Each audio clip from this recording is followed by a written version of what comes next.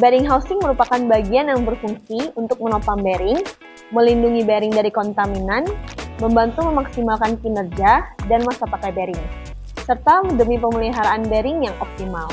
Dan berikut adalah beberapa tipe bearing housing SKF, yaitu pertama, split plummer atau pillow block housing. Split plummer atau pillow block housing adalah tipe housing yang terdiri dari dua bagian, yaitu bagian atas dan bagian bawah yang dapat dibuka dan ditutup.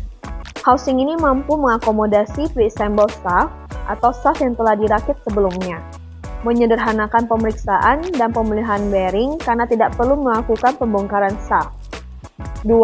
Non-split plummer atau pillow block housing. Non-split plummer atau pillow block housing adalah housing yang lebih cocok digunakan dengan beban berat yang bekerja dalam arah selain ke arah permukaan penyangga.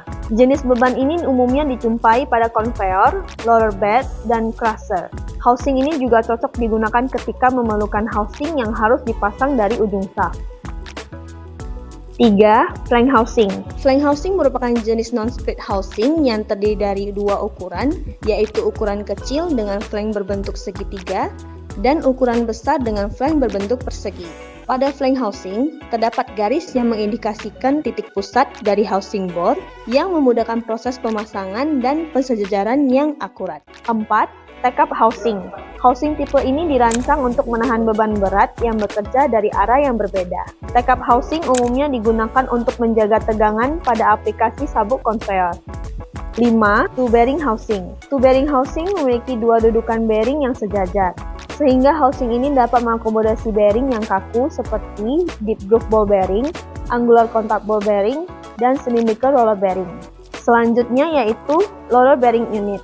Roller bearing unit terdiri dari bearing, housing, grease, dan seal, serta mekanisme untuk mengunci inner ring bearing pada shaft. Roller bearing unit siap untuk langsung digunakan. Alat ini sudah dirakit, dilumasi, dan disegel untuk masa pakai maksimum. Bearing unit memerlukan sedikit perawatan, mudah dipasang, dan juga diganti.